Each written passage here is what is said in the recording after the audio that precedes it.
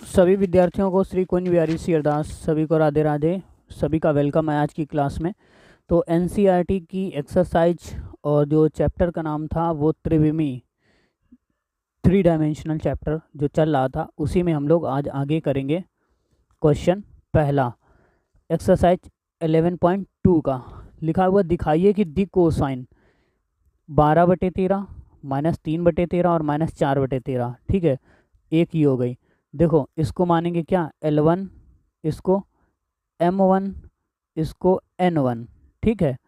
और दूसरी इक्वेशन कौन, इसको मानेंगे L2, क्या L2, इसको M2, इसको N2, ठीक है। परस्पर लंबवत हैं, ये दिखाना है कि ये परस्पर लंबवत हैं। तो भैया परस्पर लंबवत के लिए L1 L2 L3 ये मान लिया, ठीक। अब देखो सॉल्व करते हैं इसको, ठीक है।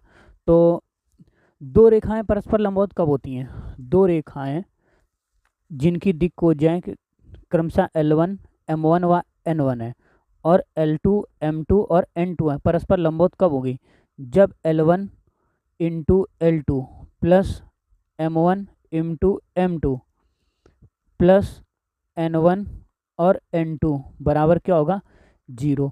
तो देखो पहले इनको, ये एक रेखा और ये एक रेखा, इनको देख लेते हैं दोनों परस्पर लंबवत हैं या नहीं। फिर इसको और इस वाली रेखा को चेक करेंगे, फिर इसको और इसको चेक करेंगे, ठीक है ना। तो चलो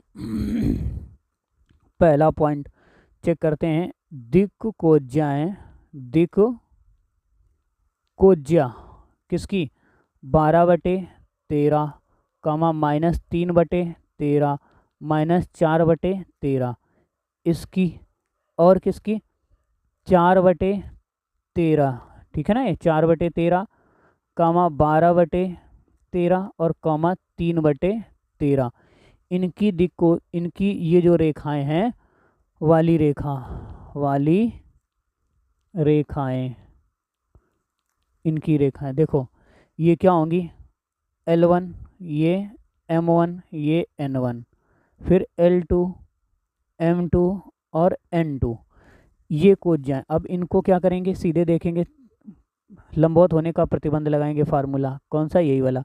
देखो L1 इंटू L2, तो L1 इंटू 12 × 13 गुणे कितना, 4/13, ठीक। फिर प्लस -3/13 इंटू कितना, 12/13, फिर प्लस -3/13 इंटू 3/13, है ना। इनको सॉल्व करेंगे, देखो हर सभी में समान है, तो यहाँ पर क्या लिखेंगे, 13 × 13, ठीक। इधर 12 चौको 48, फिर 12 तियाँ 36 माइनस का, फिर इधर कितना आया, और ये 4 आए हैं, यहाँ पे गलत लिख दिया, ये 4 तियाँ कितना हो गया, 12। तो इनको जरा जोड़ो घटाओ, कितना आया, देखो 0/13 इंटू 13 आया, बराबर क्या हो गया, 0। तो इससे ये क्या सिद्ध हुआ कि जो दिक् कोज्या, ये पहली रेखा और दूसरी रेखा, ये परस्पर, ये कैसी हैं, परस्पर लंबवत हैं, ठीक है। चलो दूसरा चेक करते हैं, दूसरी रेखाएं कौन कौन सी थी, देखो दिक्, सेकेंड पॉइंट, दिक् कोज्याएं, दिक् कोज्याएं कौन, 4/13 और 12/13, फिर 3/13, ठीक। एक तो ये हो गई, दूसरी कितनी, 3/13 और -4/13, फिर 12/13, ठीक। ये रेखाएं, वाली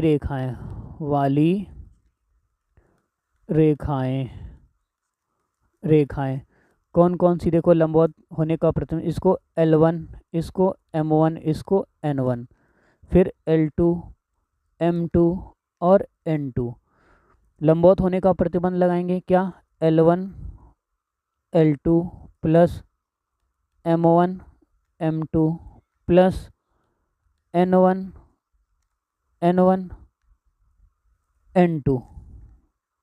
N2 कर देंगे गुणा, देखो 4/13, 4/13 into 3/13 plus 12/13 into -4/13 plus 3/13 into 12/13। ठीक है, एलसीएम ले लेते हैं कितना, 13 गुणे 13। अब देखो 4 तियाँ कितना हुआ 12, फिर 12 चौक 48, ठीक, फिर 12 तियाँ 36। जोड़ेंगे इनको, जोड़ो जरा, क्या आया 48 माइनस 48 बटे कितना 13 गुणे 13 बराबर, सॉल्व करेंगे कितना आ जाएगा 0/13 गुणे 13 मतलब 0। तो ये भी सिद्ध हो गई कि ये दोनों कैसी हैं, लंबवत हैं परस्पर। अगला पॉइंट देखो, अगले थर्ड नंबर पे आ जाओ। थर्ड पे कौन कौन सी दिक्कोज्जाएं देखेंगे, वही जो अभी पहले लिखेंगे, दिक्कोज्जाएं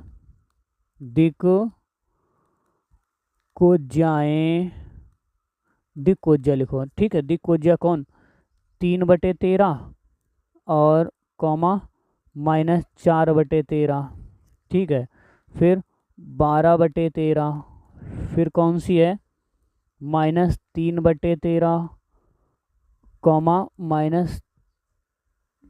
सॉरी, रुको गड़बड़ हो गया, ये कितना था माइनस का 12/13 ये था, है ना, 12/13, फिर -3/13 और कौन सी थी रेखा -4/13।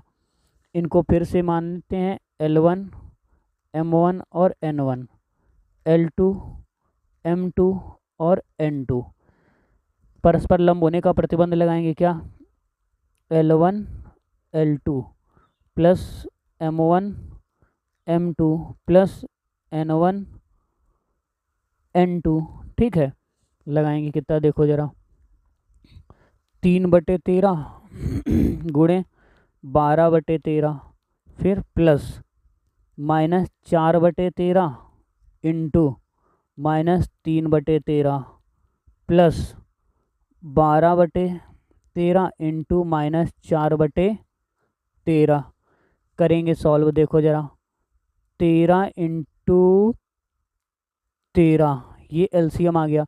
अब इनको जोड़ो, 12 तियाँ कितना हो गया 36, फिर 4 तियाँ कितना हुआ प्लस का 12, इनको जोड़ो, 12 तियाँ बरचौक 48, जोड़ घटा लो कितना आया देखो 48 माइनस का 48/13 गुणे 13 बराबर 0 कितना हो जाएगा 13 गुणे 13 बराबर 0। परस्पर कैसी हैं तीनों, लंब है, ठीक। अगला सवाल चलो शुरू करते हैं। अगले सवाल में लिखा हुआ है, दिखाइए कि बिंदुओं 1, -1, 2, 3, -4, -2 से होकर जाने वाली रेखा बिंदु 0, 3, 2 और 3, 5, 6 से जाने वाली रेखा पर लंब है। तो देखो ये जो दिए गए बिंदु हैं, है ना, ये दिया गया बिंदु और एक ये दिया गया बिंदु, ठीक है। इसको मान लेते हैं क्या ए बिंदु, इसको मान लेते हैं बी बिंदु, और इसको मान लेते हैं क्या सी बिंदु, इसको मान लेते हैं डी बिंदु, ठीक। अब इनके दिक् अनुपात निकालेंगे, देखो सॉल्व कर रहे हैं इसको, ठीक है। दिए गए बिंदु लिखेंगे, बिंदु ए व बी से होकर जाने वाली रेखा के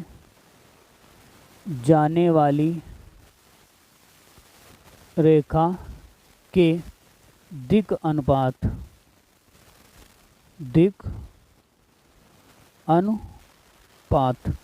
क्या होंगे, देखो इसको मानते हैं क्या x1 और ये x2, तो इसके दिक् अनुपात कितने हो गए x2 माइनस x1,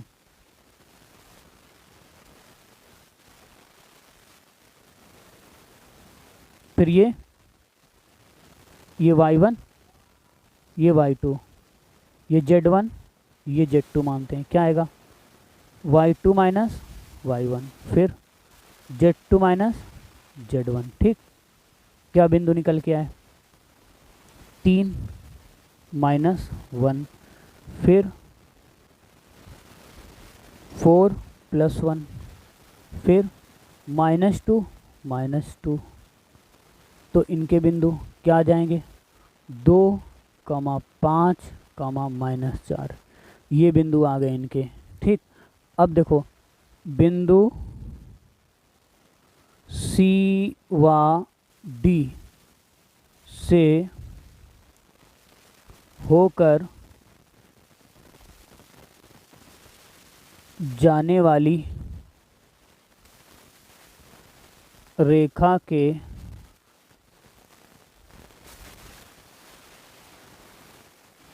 दिक् अनुपात। ठीक, अब इन दोनों बिंदुओं से होकर जाने वाली रेखा के, तो इसको क्या मानेंगे, x1, ये y1 और ये z1, इसको मानेंगे x2, y2 और ये z2। अब इनके अनुपात निकालेंगे, देखो कैसे निकालेंगे, वही x2 - x1, फिर y2 - y1, फिर z2 - z1। ठीक, बराबर क्या है, 3 - 0, फिर 5 - 3, फिर 6 - 2, बराबर कितना आएगा, 3, 2, 4, 3, 2, 4। ठीक, आगे बढ़ो। अब देखो इनके दिक् अनुपात जो तुम्हारे निकल के आए हैं दोनों के, इनको मान लेते हैं क्या, A1, B1 और C1। ठीक, दूसरे बिंदुओं को क्या मानते हैं, A2, B2 और C2 हैं। तो परस्पर लंब होगी, हैं परस्पर लंबवत होंगी, लंबवत होंगी यदि कैसे, A1 × A2 plus B1 × B2 plus C1 × C2 बराबर कितना हो, 0। तब चलो इसमें मान रख देते हैं। देखो कौन कौन से निकल के आए, पहले वाले बिंदु कौन से थे, 2, 5, -4। दूसरे वाले बिंदु क्या निकल के आए थे, 3, 2, 4। अब इनमें मान रखते हैं, रखो 2 × 3 प्लस 5 × 2 और प्लस -4 × कितना, 4, बराबर इसको सॉल्व करो, 3 दूनी 6 प्लस 5 दूनी 10 और माइनस का कितना, 16, घटा दो 16 - 16 बराबर कितना आ गया, 0। ठीक है, लिख देंगे अतः रेखा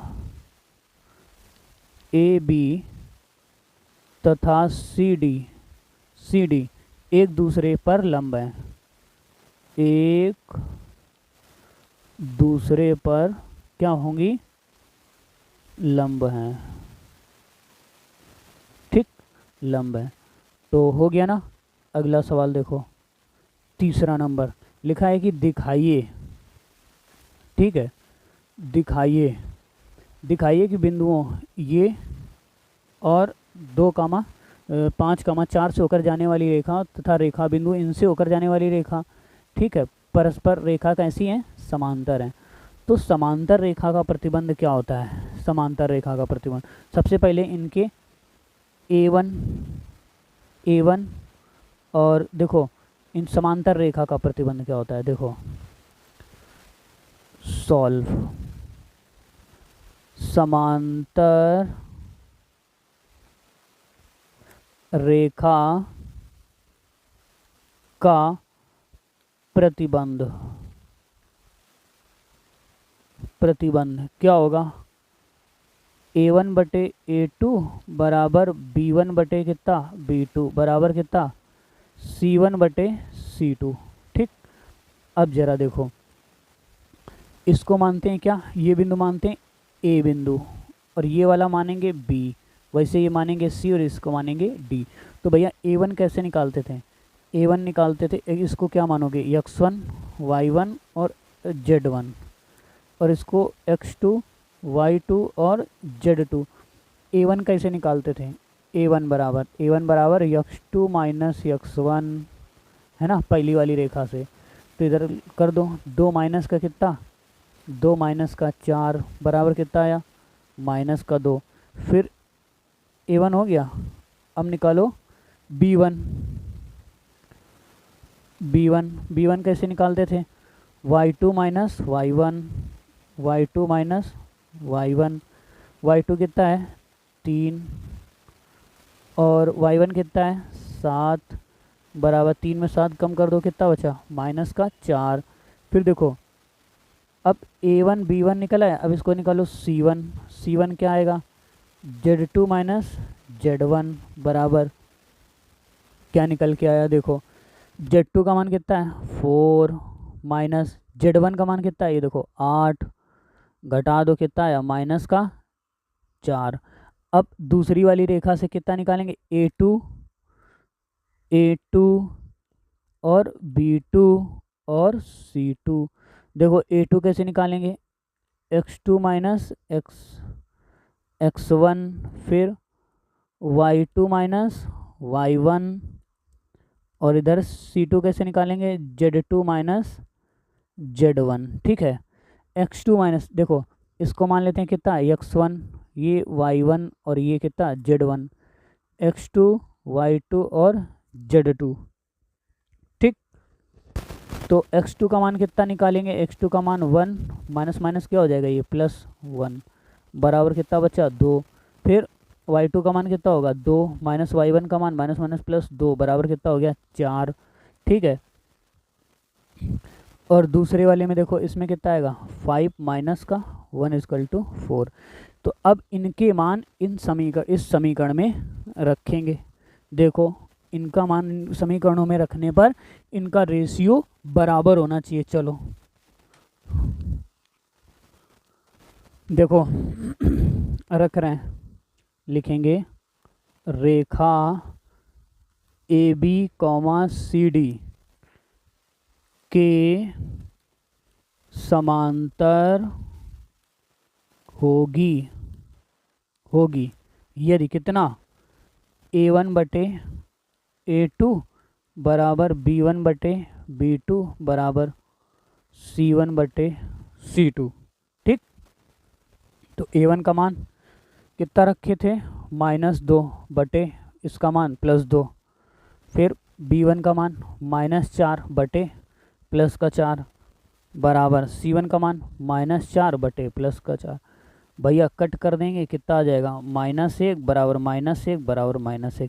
तो ये जो रेशियो है ना ये बराबर हो गए। अतः हम लोग लिख सकते हैं क्या, AB इज समांतर CD। ठीक है, पैरेलल है इसके, AB इज पैरेलल CD।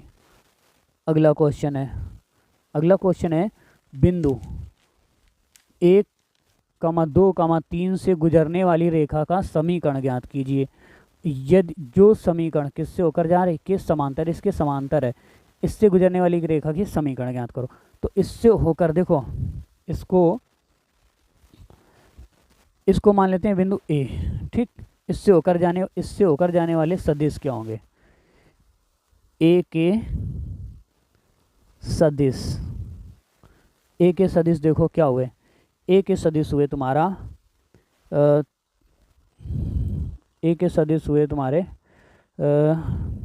रुको ऐसे ना करके लिखो जरा, इसको हटा दो, ऐसे ना करो, लिखो A से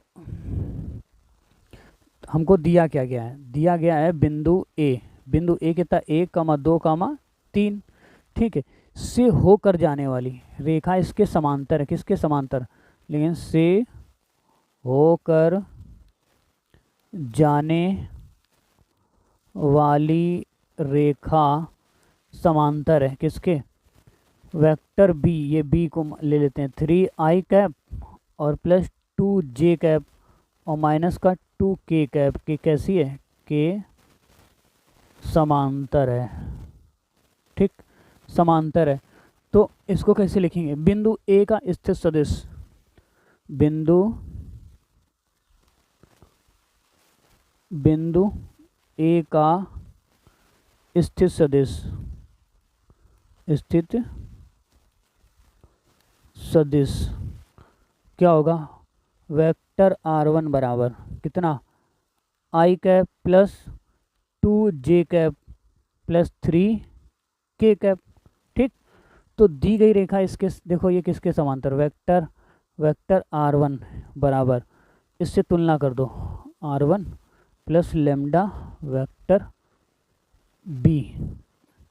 ठीक, इससे तुलना करो, वेक्टर R बराबर, R1 की जगह पर ये वैल्यू रखेंगे और B की जगह पर ये लेमडा लगा देंगे, बस हो जाएगा। देखो आई cap plus 2j cap, R1 का वैल्यू रख रहे हैं, और plus 3k cap plus lambda vector B का मान 3i cap plus 2j cap minus 2k cap. ठीक, ये हो गया तुम्हारा आंसर। ठीक, अगला सवाल देखो, अगले सवाल में लिखा है बिंदु जिसके स्थित सदिश, ठीक है, बिंदु जिसके स्थित सदिश, बिंदु जिसके स्थित सदिश इतने से गुजरने 2i cap minus j cap और प्लस 4 कैप से गुजरने वाला सदिश, वह सदिश i cap plus 2j cap minus k cap की दिशा में जाने वाली रेखा का सदिश और कार्तीय रूपों में समीकरण ज्ञात करो। इसका इसमें कार्तीय रूपों में समीकरण ज्ञात करना है, कार्तिक रूप में। तो चलो इसको करते हैं सॉल्व। देखो क्या आएगा, लिखेंगे इसमें क्या दिया गया, R1 वेक्टर R1 बराबर 2i cap minus j cap और क्या प्लस 4k कैप। ठीक, k कैप बराबर, और क्या दिया गया, वेक्टर B बराबर क्या i cap 2j cap plus का कितना k कैप, इसके समांतर है ना। तो अभिष्ट समीकरण, तो समीकरण क्या होगा, देखो वेक्टर R बराबर, vector R1 plus lambda vector B1। ठीक है, लेमडा वेक्टर B1 क्या होगा, vector R equal to 2i cap minus j cap plus 4k cap फिर plus lambda vector I plus 2j cap minus का k cap और minus का समीकरण, इसको क्या मान लेते हैं फर्स्ट। अब इसके कार्तीय समीकरण, कार्तीय समीकरण, कार्तीय समीकरण क्या, समीकरण फर्स्ट में, समीकरण किसमें, फर्स्ट में किसका, वेक्टर R बराबर, वेक्टर R बराबर एक्स आई कैप प्लस वाई जे कैप प्लस जेड के कैप लेने पर, लेने पर। ठीक, क्या लेंगे, देखो एक्स आई कैप प्लस वाई जे कैप प्लस जेड के कैप बराबर 2i कैप माइनस का जे कैप प्लस का 4k कैप। ठीक, plus lambda I cap plus 2j cap minus का k कैप। ठीक, तो एक्स आई कैप प्लस वाई जे कैप प्लस जेड के cap बराबर क्या होगा, 2 plus lambda I cap plus -1 plus 2 lambda J cap plus 4 minus lambda कितना के कैप। अब देखो x बराबर 2 प्लस लेमडा और y बराबर -1 प्लस 2 लेमडा है ना, ओके लिख दिया यार, लेमडा। ठीक, और z बराबर क्या लिखेंगे, 4 माइनस लेमडा, ये 4 माइनस लेमडा, ये किसका मान है, एक्स वाई जेड का मान है। अब इससे लिख देंगे समीकरण से x minus 2/1 is equal to y plus 1 कितना 2, और जेड माइनस 4 कितना -1 इज इक्वल टू लेमडा। ठीक है, यही रेखा का क्या है, कार्तीय कोऑर्डिनेट इक्वेशन है। अगला सवाल देखो, अगले सवाल में लिखा है उस रेखा का कार्तीय समीकरण ज्ञात करो जो बिंदु इनसे जाती है और इसके समांतर है। ठीक है, किन से बिंदु होकर जाती है, देखो उस रेखा का कार्तीय तल ज्ञात करना है। तो अब इसके दिक् अनुपात कितने हैं, इस रेखा के दिक् अनुपात देखो,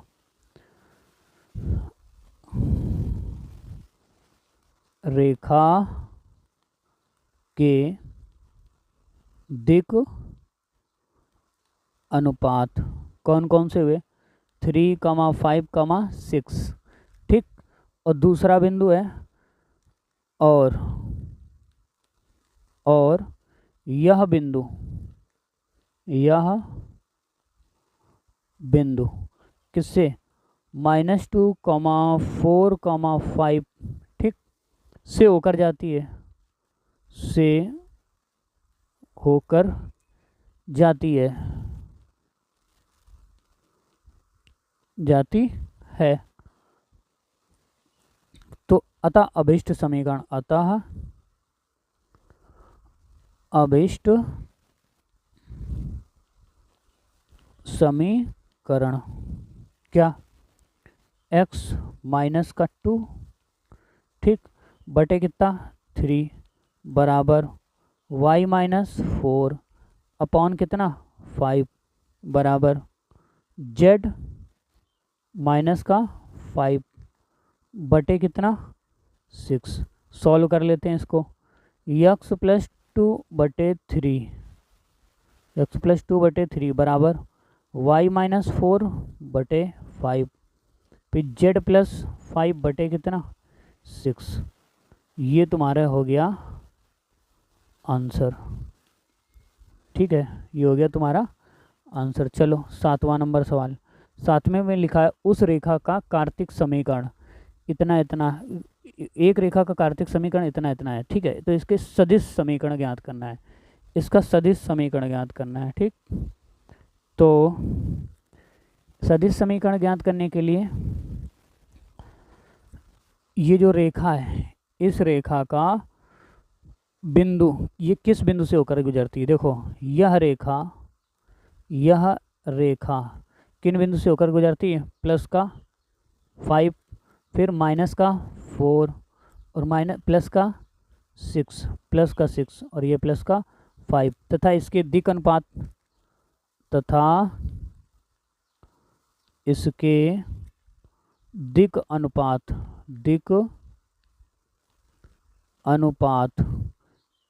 अनुपात देखो कौन कौन से हैं। इसके जो दिक् अनुपात हैं वो हैं कितने 3, 7 और 2। ठीक, तो देखो जो रेखा जिससे गुजरती है उसको उसके समीकरण बना लेते हैं पहले। इसके सदिश समीकरण 5i cap minus 4 j cap plus का 6 k कैप। ठीक, अब vector b equal to 3i cap plus 7 j cap ठीक है प्लस का 2 k कैप। ठीक, अतः रेखा का सदिश समीकरण वेक्टर r बराबर vector r1 plus lambda vector b बराबर 5i कैप माइनस का 4 j कैप प्लस का 6 k कैप। ठीक, और plus lambda equal to 3i cap plus 7 j cap plus का 2 k कैप। ठीक, ये हो गया तुम्हारा आंसर। ठीक है ना। 8वां नंबर सवाल देखो, 8वें नंबर में ये दो क्वेश्चन है, इनके बीच का कोण ज्ञात करना है, ठीक है। तो एक क्वेश्चन हम बता देते हैं, इसके बाद में आप लोग ये स्वयं करेंगे, ठीक है ना। एक ये है और एक ये, इनमें भी बीच का कोण ही ज्ञात करना है। दोनों ये एक एक इसका बता देंगे दूसरा करोगे, और इसमें से एक इसका बता देंगे तो दूसरा करोगे, ठीक है। तो चलो शुरू करते हैं। देखो इनके बीच का कोण ज्ञात करना है। एक ये दिया गया स्थिर सदिश, एक ये दिया गया स्थिर सदिश, ठीक है। अब देखो डायरेक्ट फार्मूला बताते हैं। देखो इसको क्या लिखेंगे, वेक्टर b1 बराबर कितना, ये लेंगे एंगल, इन्हीं के बीच के एंगल निकाले जाते हैं, कितना 3 i cap plus 2 j cap और प्लस का 6 k कैप, ठीक। और वेक्टर ये b1 है और ये वेक्टर b2 है। कौन है वेक्टर b2, बराबर कितना है i cap plus 2 j cap plus 2 k cap, ठीक। इनके समांतर है, के समांतर है ना। तो कॉस थीटा बराबर, ध्यान से सुनना, कॉस थीटा बराबर कैसे निकालेंगे, vector b1 dot product vector b2 बटे वेक्टर b1 और डॉट कितना वेक्टर b2, ठीक है।